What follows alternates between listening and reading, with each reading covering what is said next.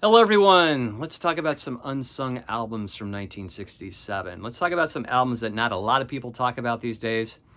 When we hear about albums from 67, debut albums, it's usually Are You Experienced, Velvet Underground and Nico, The Doors self-titled.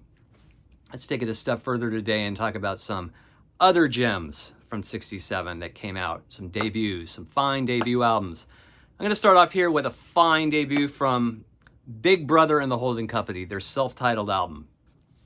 This is the first appearance of Janis Joplin on an album, at least in the mainstream, semi-mainstream media here.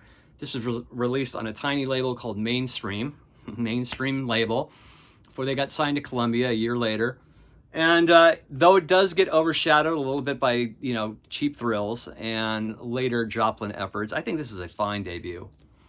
I mean, it showcases Joplin just out of the gate with just this amazing voice and this energy and ferocity. And starting off with Bye Bye Baby, that vocal of Joplin's is just so fantastic. We've got Down on Me, which was like a concert staple. They played it at Monterey Pop. They played it throughout 67, 68. There's a penned Joplin track called Intruder on here, which is really cool. Other tracks like Easy Rider, Call on Me, Blind Man, Caterpillar. Yeah, it doesn't have the prowess of Cheap Thrills, but I think it's a fine debut, and it's a little more laid back, whereas, Cheap Thrills has a little more muscle in the mix. But I think it's fine. It's a fantastic debut. Big Brother and the Holding Company on the mainstream label before they got signed to Columbia, before Clive Davis discovered them at Monterey Pop Festival. Another album too, though it has been lauded, it doesn't get talked about enough, and I'm talking about Nico's Chelsea Girl. Now, for one, I dig Nico's voice. I love it on that first Velvet Underground album. But other albums I've heard of hers, it's kind of a slog to get through, like Marble Index, very macabre sounding. Got to be in that certain kind of mode to listen to Nico, It's not something that you could just put on at any time, right?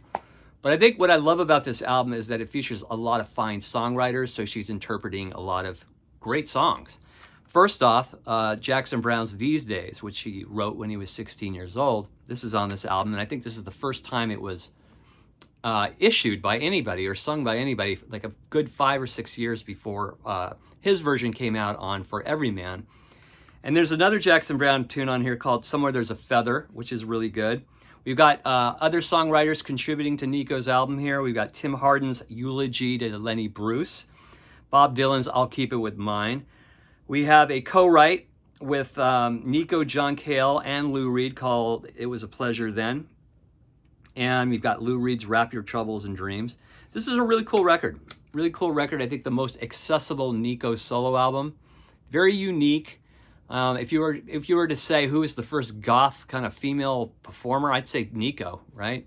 I mean, she's full on goth, very influential to like people probably like Susie and the Banshees and other goth people like Bauhaus perhaps in the 80s. But I think it was a fine debut here from Nico, Chelsea Girl from 1967.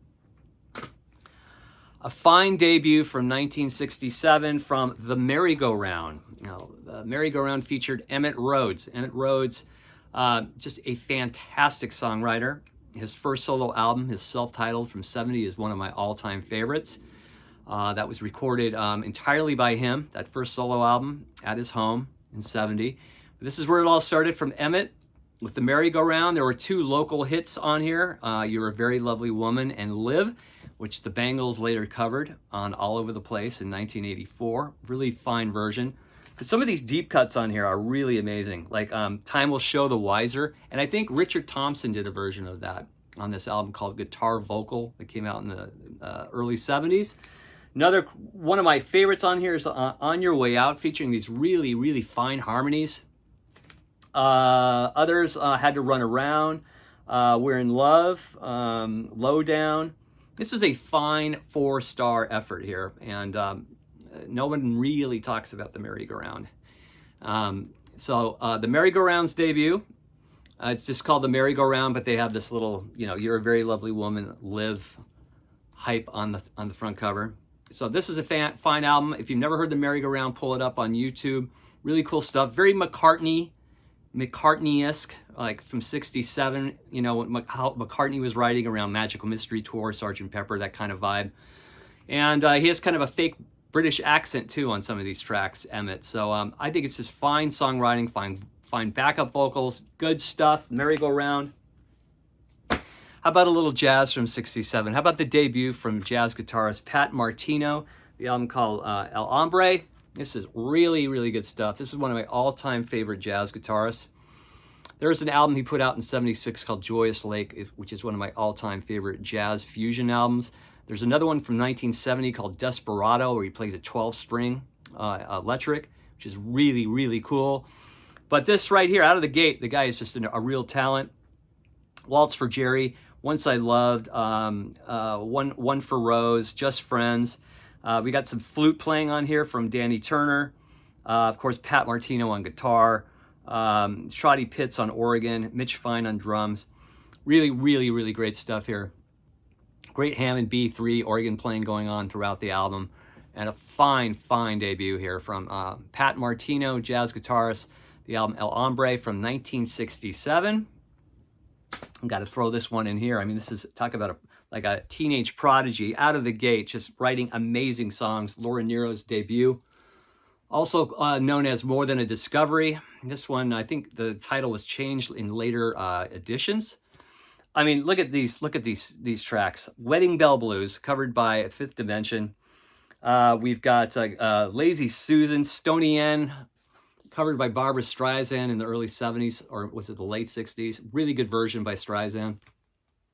We've got He's a Runner. There's a video online on YouTube of her doing He's a Runner, I believe in the early to mid 70s. Oh, it's just gorgeous. Her at the piano, just solo. Fantastic. And When I Die is on here, of course, covered by Blood, Sweat, and Tears.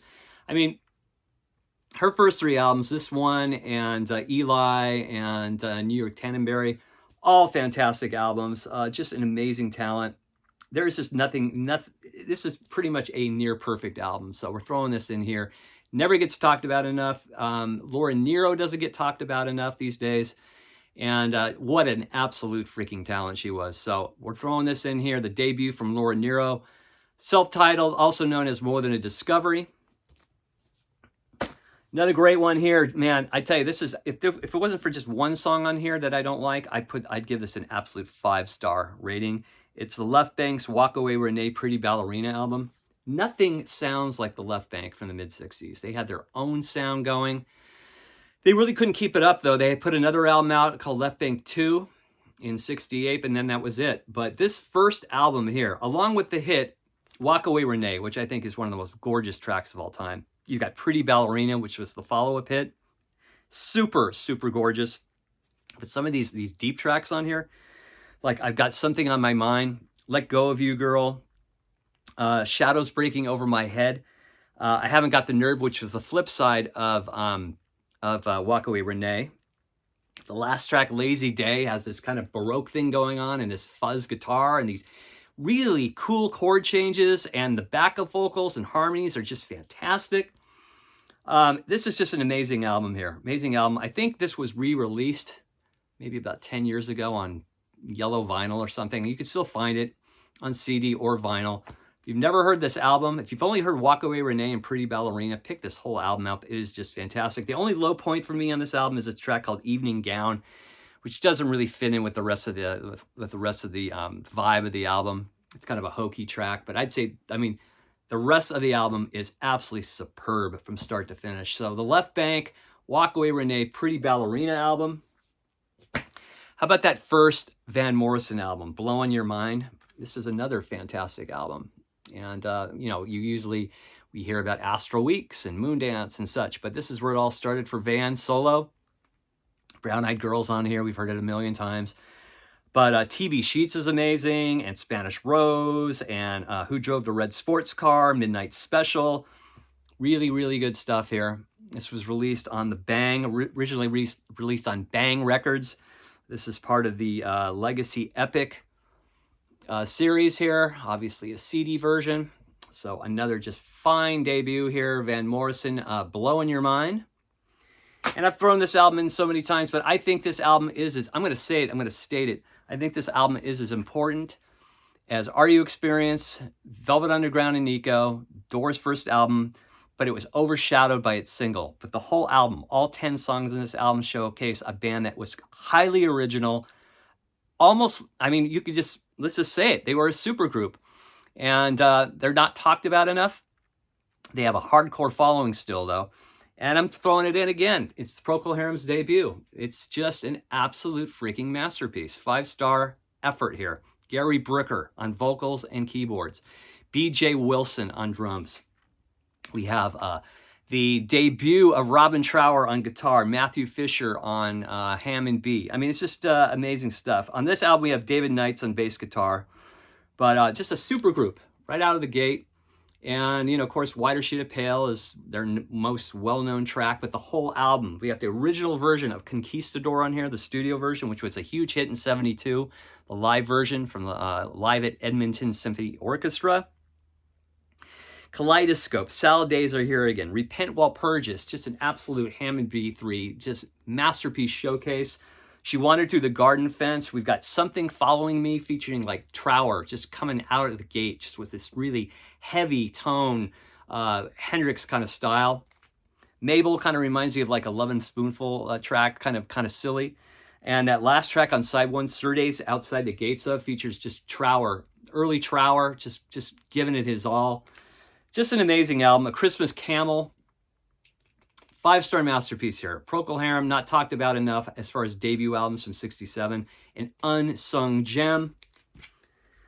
Another one here is Vanilla Fudge's debut too. I think this album's always had this kind of weird quality for me. They do most of the songs on here are covers, but their version of Ticket to Ride is just incredible.